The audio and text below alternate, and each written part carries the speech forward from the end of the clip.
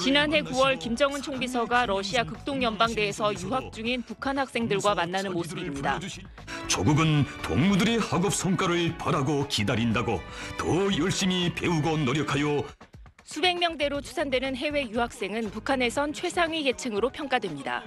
북한 사정에 정통한 소식통은 그동안 중국과 러시아에서 비교적 자유롭게 생활하던 유학생들에게 북한 당국이 최근 소환 지시를 내렸다고 밝혔습니다.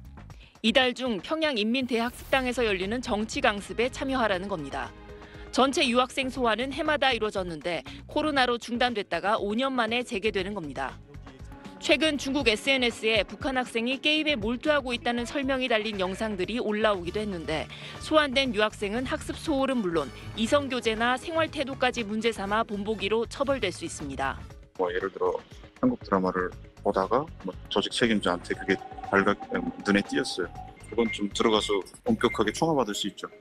대북 소식통은 북한이 과거와 달리 올해는 해외에 함께 체류 중인 부모와 같이 귀국하는 것은 허락하지 않아 강습이 끝난 뒤 북한에 강제로 남게 될 수 있다는 우려가 퍼지고 있다고 전했습니다. 보통 동행한 부모가 뇌물을 써서 출국 문건 등을 빨리 받도록 손을 썼는데 이번엔 그럴 수 없게 된 겁니다. 코로나가 해제되고 북한으로의 귀국 조치가 본격화되면서 지난해 엘리트 계층 10여 명이 탈북한 것으로 파악됐습니다. 정부는 유학생 소환이 해외파 MZ 내 추가 이탈로 이어지진 않을지 주시하고 있습니다. SBS 김아영입니다. 한 청년이 꽁꽁 묶여 있었습니다. 통일부가 만든 올해 북한 인권 보고서 영상물입니다. 2022년 황해도의 한 광산에서 22살 농장원이 공개 처형됐는데 남한 영화와 노래를 보고 듣고 주변 7명에게 유포했다는 게 이유였습니다. 옛날 같으면 교화형이 1년이었을 텐데 처벌 수위에 놀랐습니다.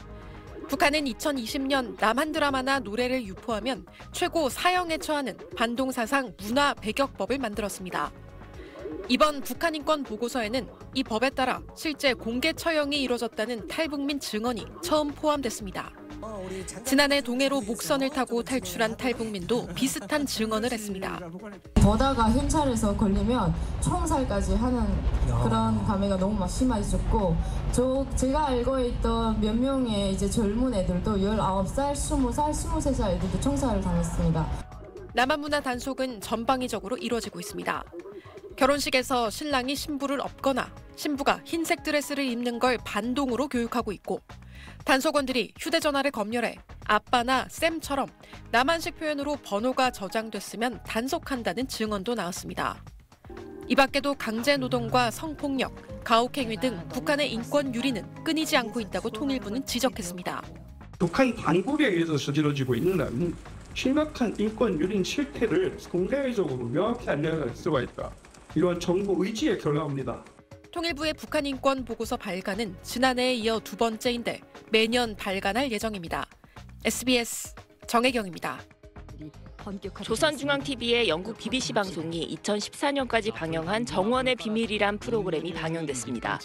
원림 녹화 사업을 강조해온 북한이 주민 교육용 자료로 튼 것인데 방송 진행자의 하의가 유독 흐리게 보입니다.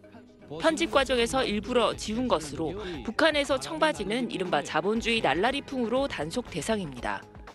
청바지를 입고 나갔다가 단속에 걸려 바지를 찢기거나 불태워지는 경험을 했다는 탈북민 증언도 나올 정도입니다. 하지만 조선중앙TV가 청바지 장면을 거르지 않고 노출시킨 적 전례가 아주 없는 건 아닙니다. 2018년 4월 레드벨벳 등 우리 공연단이 평양 공연을 했을 당시 북한이 보도한 화면입니다. 청바지 차림의 출연자를 그대로 화면에 비췄고 김정은과 이 출연진 등이 촬영한 사진을 노동신문 일면에 싣기도 했습니다. 남측 예술단 성원들과 함께 뜻깊은 기념사진을 찍으셨습니다. 북한은 통상 주민들과는 달리 외국인에 대해선 청바지 차림을 일부 허용해왔습니다. 올해 연해주에서 관광객을 보낸 러시아 여행사 측도 김일성, 김정일 시신이 안치된 금수산 태양궁전을 찾을 때 정도만 청바지가 금지된다고 공지했습니다. 결국 외국인의 청바지 차림을 문제 삼았다기보다는 주민들 내부 교육 영상에 청바지가 노출되는 것이 적절하지 않다고 보고 검열을 한 것으로 해석됩니다. 북한이 2020년 반동 사상문화 배격법을 도입하는 등 최근 몇 년간 문화적 통제 수준을 한층 끌어올리고 있는 상황과도 무관치 않아 보입니다. SBS 김아영입니다. 북한 연구기관인 샌드 연구소가 입수한 북한 내부 동영상 교육 자료입니다. 학생들이 빼곡히 모인 가운데 공개 재판이 열렸습니다.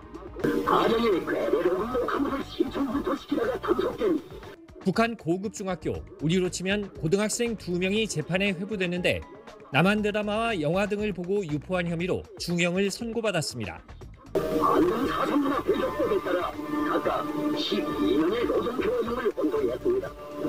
학생들에게 수갑이 채워졌고 인생을 망쳤다는 해설이 나옵니다. 외래문화에 유혹돼서 번결없이 돌아치다가 끝내는 자기 앞길을 망치고 말았습니다. 평양 시내에서 포착된 한 여성. 장단지가 드러난 바지에 슬리퍼를 신고 팔이 다 드러난 짧은 소매를 입었습니다. 전형적인 남한식 복장입니다. 해설자는 여성의 정신 상태를 비판합니다. 그가 썩어빠진 소양문화 양심에 단단히 뭉쳐졌다는 것을 여실히 보여주고 있습니다. 외부 문화 접촉으로 충성심 약화를 우려하는 북한이 이런 교육 자료까지 만든 건데 특히 한류 차단에 집중하고 있습니다. 남한의 문화를 배제하는 거죠.